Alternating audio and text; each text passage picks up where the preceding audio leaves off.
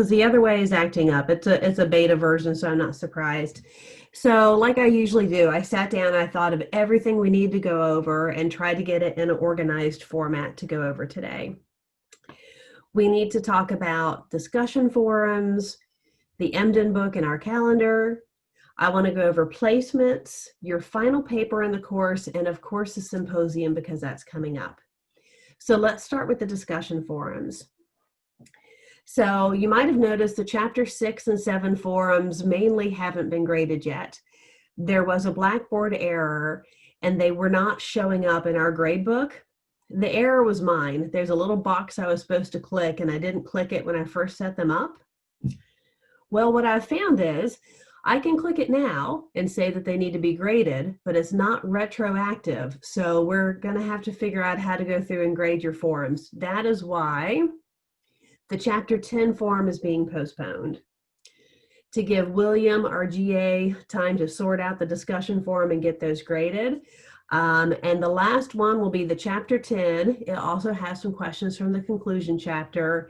That is going to be postponed until Sunday, November 1st. I will get William's already written the questions for it. I've just been getting slow on posting them. I'll post them sometime today, but you have another week and a half to get it done.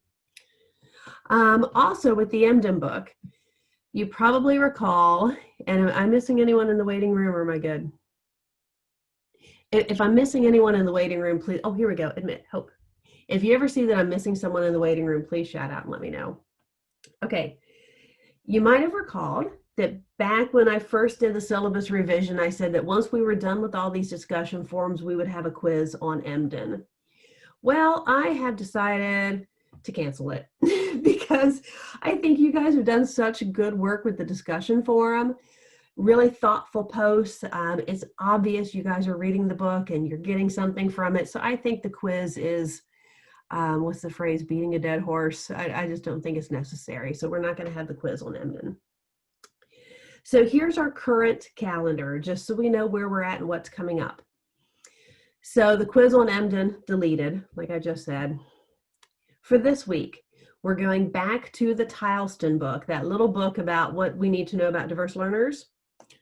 Remember, the chapters are posted on Blackboard if you want to read it, or I created a video that covers the exact same information, but just in a multimedia format. Your choice, totally.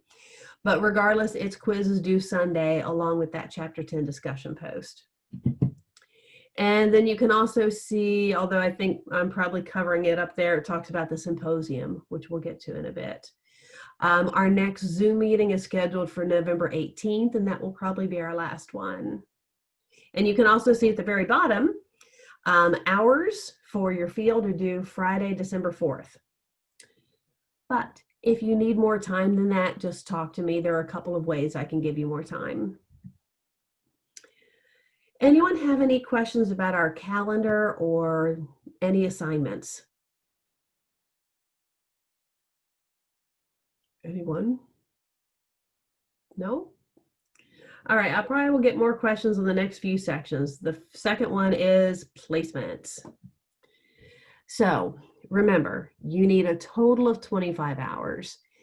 I know that is probably pretty challenging under this current circumstance. So what I'm going to say for now is do your best. When we have that November 18th Zoom meeting, right before then, I'll do some sort of a survey to see where you guys are on hours. And then I'll see if for that November 18th meeting, if I need to start to talk about some more alternative options for getting hours. So don't worry, I will not leave you hanging. If your teacher's having a hard time filling up your hour slot, I will help you find ways of doing it. But also don't forget, log your hours as you go. You don't want to have to try to think back and remember what they all are. So on Blackboard, at the very bottom, you'll see that hours log. Make sure you print it out and you're logging as you go. What can you count? You can count Zoom meetings. You can count time on the phone with your teacher, but you cannot count email time. So, you know, if you have a 20-minute phone call with your teacher, log it. Time that you spend at home creating projects for your teacher or grading things for your teacher. The only things you really can't count are email time and time that you're looking things up on the internet, but you can count times that you're creating projects for your teacher. And then I guess the only other thing is, remember, you're not supposed to do one-on-one with the student. You can do one in a group.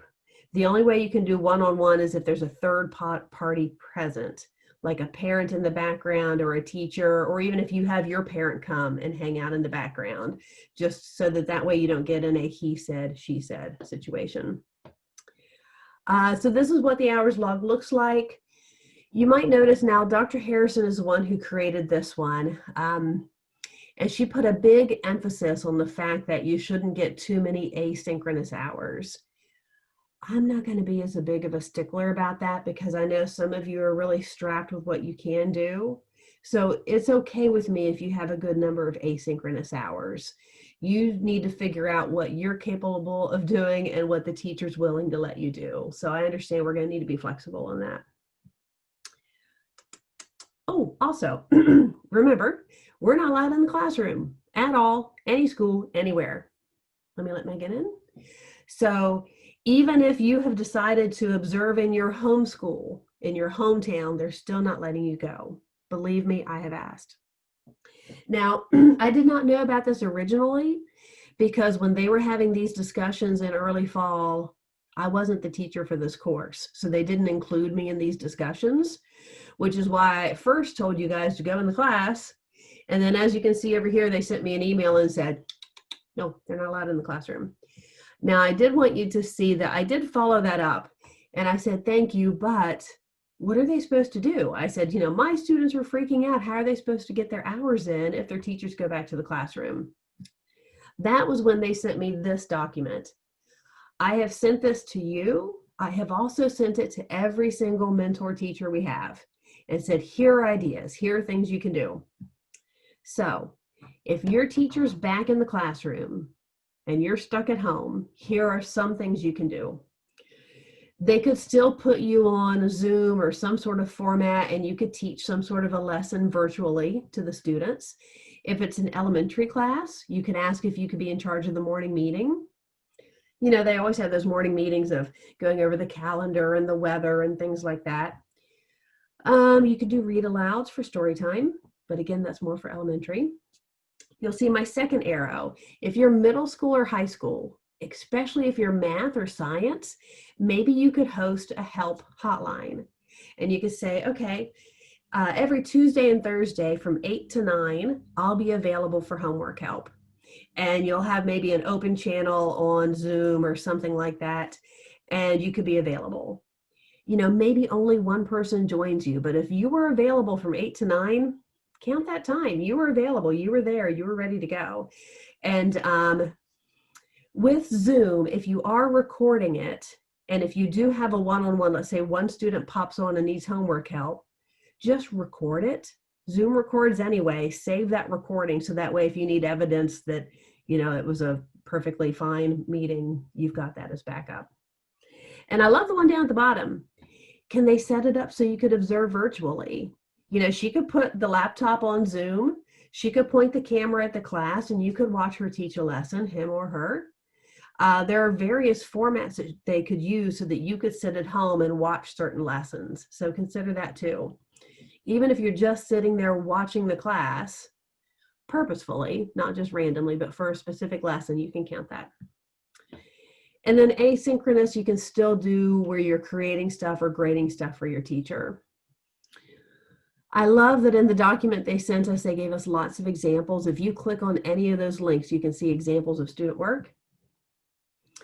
But I also want to come up with other ideas because I know that may not be enough. So I'm trying to find any virtual workshop, virtual seminar that you can attend and count for hours. Here's one. So OU, and I wish I'd caught the earlier ones, they're doing a Black Lives Matter panel discussion. It is Monday of next week.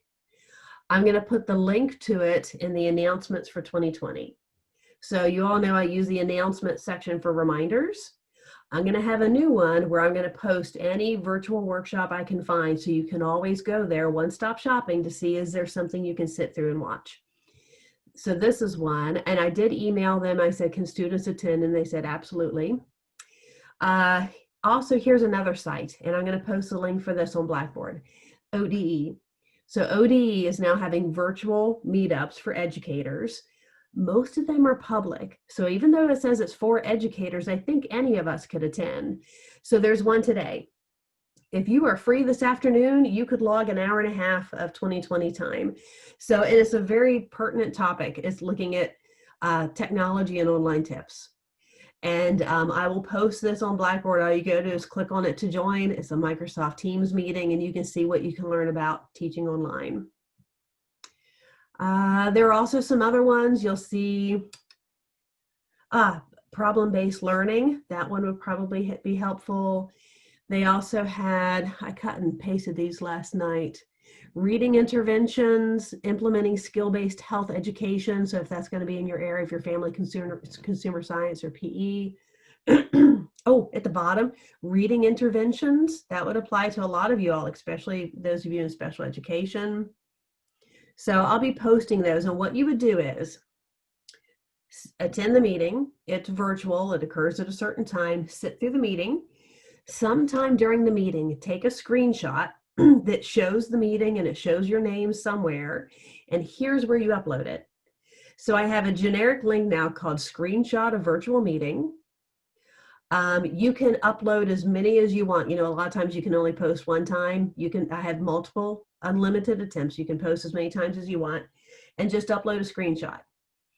Then log it on your sheet. So when I see your sheet and it says I attended 2 virtual meetings, I can click on here and it will show me 2 screenshots of your 2 meetings, and that's all you need to do for evidence. You don't have to write anything up. You just have to show me the screenshot, and that'll be your documentation. Any questions on placements? I'm sure I've probably forgotten something or missed something. Can you go back to that last slide really quick? I think I might have just completely missed something, but I'm kind of confused. Is it this one or the one before? Yeah, that one. Okay. So, and I specifically have the information for today's meeting on there, but you can use it for any of them. So all you would do is click on it. Now you can either cut and paste a screenshot directly into the text box, or you could put your screenshot in a Word document and upload that any way you want to, as long as I would see a screenshot that showed me that you were at that meeting, and then you can count it in your hours log. And it would count for any virtual meeting at all. Okay. And if anyone finds a virtual meeting that I haven't found and you think other people could use it, share it with us. Post it on the group me, and then I'll put it up on our list. So keep an eye out. Anything having to do with diversity, urban or rural schools, or any sort of general teaching topic, I'll accept anything, okay? So anything that would count for professional development. Anything else in the world of placements? I would like to point out, if any of you have a teacher that is unresponsive, we had one of our students had a teacher that just wasn't really responding back, wasn't setting up any times for her to do anything. I submitted a request yesterday to give her a new teacher, and they got a new teacher for her within like 4 hours. So if you feel like you are stuck with a bit of a lemon and someone who just is not helping you at all, please let me know and we might be able to replace them with someone else. Anything else before we move on to the symposium? All right, I don't know if I'm the only one who has lately gone, oh my gosh, the symposium is coming up. So 2 weeks ago, if you could see the wall in front of me, the wall in front of me is just syllabi of all my courses and all my calendars. And I looked at it and went, holy cow, the symposium's coming up. So that's all I've been focusing on the last few weeks. It is 100 points. It is a virtual symposium. It is usually considered mandatory. And the powers that be above me are pretty strict about that. And they always say it has to be mandatory. Nobody can miss it. But I'm a bit more realistic than that. I understand that you all have work schedules and personal lives, and sometimes people get sick. So if you do have to miss it, I'm supposed to give you a 0, but I am not at all about that. I don't believe in that. So you have an out. If you have to miss it, you can make it up with field hours. You would have to do 5 more hours with your teacher, and then you can miss the symposium if you need to. I'm going to skip past that because the time's wrong on that. So we're going to be using Microsoft Teams. It's the only venue I can use that's big enough because there's going to be like 150, maybe up to 200 students at this event. I've never done a virtual meeting that big before. It is all of Athens. It is Eastern, Zanesville, Lancaster, Chillicothe, and Southern, all of us. I'll provide the link next week once I learn Microsoft Teams because I have no idea how to use it. The event will be Friday, October 30th from 10:30 to 12:45. The time is a little bit different from what I first said because some of the speakers, so it's 10:30 to 12:45. Here's my agenda, and pardon me, I got a cough. So I'm going to suggest that you log on around 10:20 because it could be 200 people logging on at once, and I don't know how that might affect the system. So try to get on a little bit early. You'll be put probably in the waiting room, and then you can go do something and come back at 10:30. We've got 4 speakers. So we're lucky that we got 2 speakers from Cleveland School District. OU is starting to partner with them, and they were really gracious at helping us. They're going to have 2 veteran teachers talk about virtual learning. And they've also got an expert talking about social emotional learning, which is relatively new in the field of education, and most of your textbooks barely cover it. So there are some of these newer topics that this is the best way to get information about it. So social emotional learning. Thomas Kitchen is going to talk to us about poverty in rural areas because the RUC also covers rural schools. I've been to many of his talks before and he's quite good. And we're very lucky to have Jason Rouse talking about youth power culture. So Jason Rouse is a relatively new faculty member at OU Lancaster. He is a Renaissance man. He is a DJ. He is a hip hop and soul producer. He's an author of a book. He's also working with Dr. Harrison to create some courses for OU on hip hop education and youth power culture. So I'm excited to have him join us.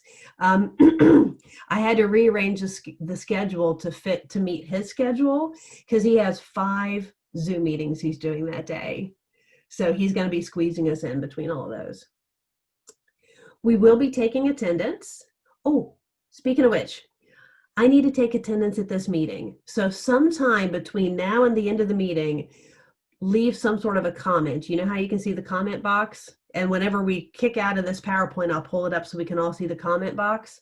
Put anything, a smiley face, hi, whatever you want. When I pull it back up, everyone put something in the comment box, and that's how I'll take attendance. Okay, let's see, pay attention. You mute your audio unless you're talking, but consider turning on your video from time to time.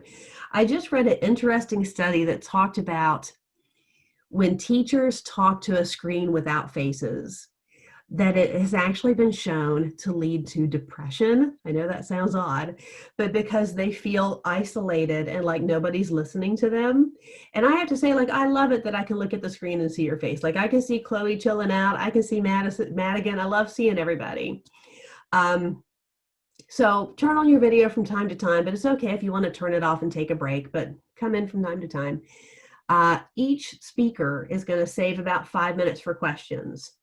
Whether they do them on chat or verbal, I don't know, but be prepared for questions and maybe take notes because you're going to see in a minute, you have an option for your final paper to be about the symposium. I would say there are only 2 categories of people that would choose to do that. One would be people who know that the end of the semester is going to be really stressful for them and would like to knock the paper out now. 2 would be people who have a placement that is not going so well. And if your field placement, if you feel like you're not getting a lot out of it, it might be hard to write a paper on it. So if those categories fit you, you know you're going to be busy in December or your field placement's not so great, maybe do your paper on the symposium and take notes. And I'll explain that part in a bit. Pardon me, my asthma's acting up. Any symposium questions? And I'll put up the day and time again while I ask that. Oh, I'll just keep it here. I will send out the link next week as a reminder. Anything on the symposium? I would like to say they wanted the symposium to be 4 hours. And I had to laugh and say, are you kidding me? You really want our students to sit and stare at their screen for 4 hours? That's ridiculous. So I set the schedule and I sent it out and I said 2 hours and 15 minutes is all you're going to get. That's it. That is like the max I think any of us can do. I'm going to let Nicole in. Hey, Nicole, we've just been going over placements and the symposium. Hopefully you can see this screen. So the symposium's Friday, October 30th, and you'll want to log on around 10:20, and I'll be sending out reminders about that. If we do have to turn in an excuse, how do we do that? Carly, that is a fabulous question. I mentioned that in my earlier meeting and I forgot to here. Okay, so if you cannot go, you don't need to email me or anything. So what I'll do is I'll just take attendance at the meeting, and I'll know if you're not on that list, I'll know you had a good reason for not being there. And I will assume you were either sick or had some sort of an obligation you couldn't get out of. And then on your hours log, you will log those extra hours. And whenever I'm going through and doing grading, I always have all my paperwork in front of me. So I'll know who I expect extra hours out of. So that way it's easy peasy for you. If you have a professor that has something going on during this time and you're having a hard time getting out of it, I'm going to be posting it's a letter I used to give when we met in session that asked an OU professor for an excused absence. So I'm going to put that up sometime today. And if you need to send that to your teacher, you can, because I know I've got a couple students with quizzes, online quizzes or something that day that they're trying to see if they can postpone. Anything else on the symposium? Well, our last big topic is the paper. We're going to only do one paper this semester. I usually do 2 to 3, but I used to be an administrator, so I'm very cognizant of credit hours and how much work you should ask someone to do. I think this class is really pushing it for a 1 credit hour course. Adding the Emden book has added a lot of work on you guys. So I'm trying to pare back wherever I can. So one of the ways I'm cutting back for you guys is the paper. So rather than 2 3 to 4 page papers, which is what I did in the spring, you guys are going to do 1 2-page paper. And also in the past, our papers have been really heavily looking at the Tileston book and asking you to apply the terminology of ethnic identity and types of discrimination and types of bias and all of that. I'm not doing it this time. This time, I just want to know your thoughts and your experiences, because I haven't had as much of a chance to see you guys as I usually do. So you're going to have a choice. You can either write about the symposium, or you can write about your field placement, your virtual field placement. And I'm going to give you some general prompts. Like for the symposium, I would ask you to share something you learned from each of the speakers, maybe evaluate each of the speakers, and maybe write about some sort of a takeaway message you got from it. If you write about your virtual field placement, I'm just going to ask you, so what did you do? What did you do for your hours? What was the most interesting thing? What was the most disappointing thing? And what did you get out of the experience? So it's going to be much more, it's not going to be anything you need to cite sources. You don't need a book for it. It's just going to be you and your brain and your computer giving me your thoughts. That should make it not only easier, but probably more interesting. At least on my end, it's going to be interesting for me to read. That is everything I had. So what questions, what did I miss?